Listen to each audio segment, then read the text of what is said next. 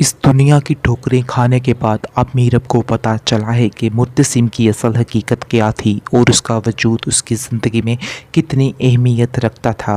बात बात पर उसको वो जलील करती रही, लेकिन अब उसको बड़े अच्छे तरीके से अंदाज़ा हो गया है कि मुर्तसिम के अलावा कोई भी उसका इधर सगा नहीं है और मुर्तसिम ही ऐसा इंसान है जो उसकी ज़िंदगी में सिर्फ़ और सिर्फ खुशियाँ लेकर आता था।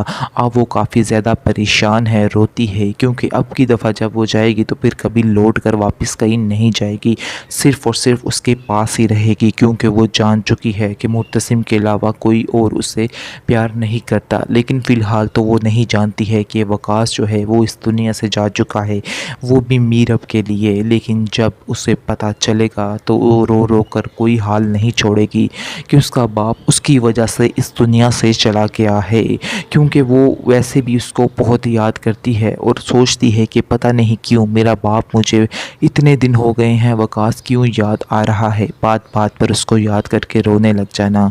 लेकिन वो ये नहीं जानती है कि वो ये दुनिया ही छोड़कर चला गया है।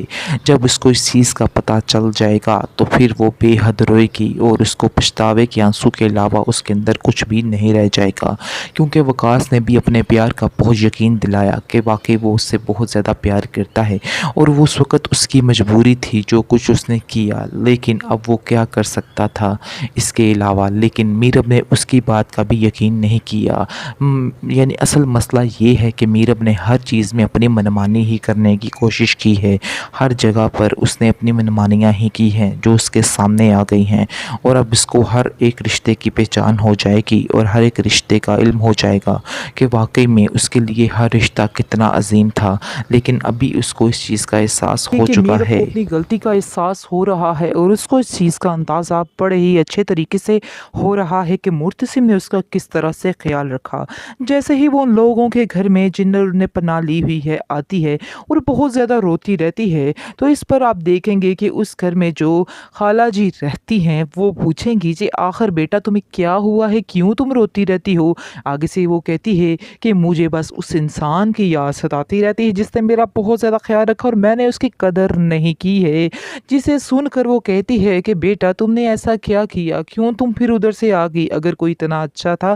तो आगे से आप देखेंगे कि मीरब जवाब देती है कि मुझे खुद इस बात की समझ नहीं आई कि आखिर मैं वहाँ से कैसे आ गई और मुझे ये कदम नहीं उठाना चाहिए था, लेकिन अब अगर मैंने उठा लिया है तो अब मैं दोबारा वापस नहीं जाने वाली हूँ। इस पर आप देखेंगे कि वो औरत उसको काफ़ी ज़्यादा तसल्ली देती है और उसको कहती है कि तुम परेशान मत हो, तुम्हें बिल्कुल भी टेंशन नहीं लेनी, तुम समझो कि तुम अपने ही घर में हो, ये तुम्हारा ही घर है, इसलिए बिल्कुल भी परेशान होने की कोई भी ज़रूरत नहीं है।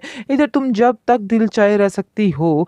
आगे से आप देखेंगे कि बहुत ज़्यादा वो लोग उसको तसल्ली देते हैं और ख़ास तौर पर रिक्शे वाला तो उसको बहुत तसल्ली देता है और कहता है कि आपको फ़िक्र करने की कोई भी ज़रूरत नहीं है, आपको इधर ही रहना और बिला झिझक आप इधर रह सकती हैं, कोई भी आपकी रोक-टोक करने वाला इधर नहीं है। दूसरी तरफ आप देखेंगे कि मुर्तसिम को काफ़ी ज़्यादा गुस्सा है और वो बहुत ज़्यादा चीखता चिल्लाता है, जिस पर हया सुनकर आ जाएगी और हया के बोलेगी आके कि आखिर ये क्या तुम कर रहे हो? क्यों तुम मीरब से नफ़रत नहीं कर सकते?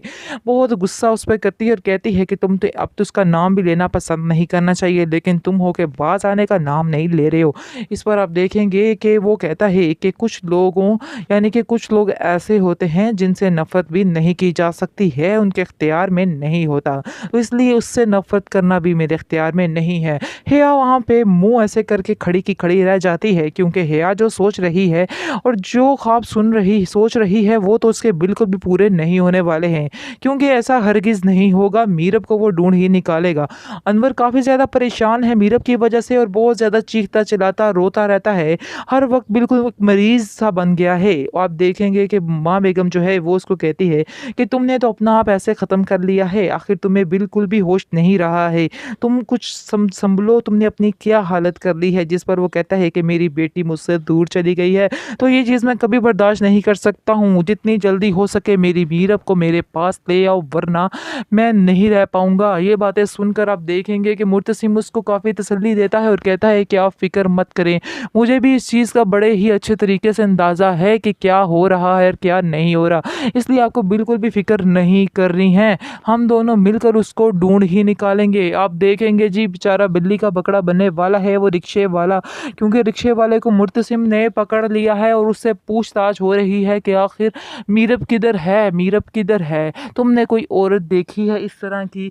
तो आगे से वो कहता है जी नहीं मुझे तो कुछ भी नहीं पता है, लेकिन उसको शक हो जाता है मुर्तसिम को कि दाल में कुछ काला लग रहा है और ये बंदा थोड़ा मशकूक टाइप भी लग रहा है, जिसकी वजह से वो उसका पीछा करना शुरू कर देगा।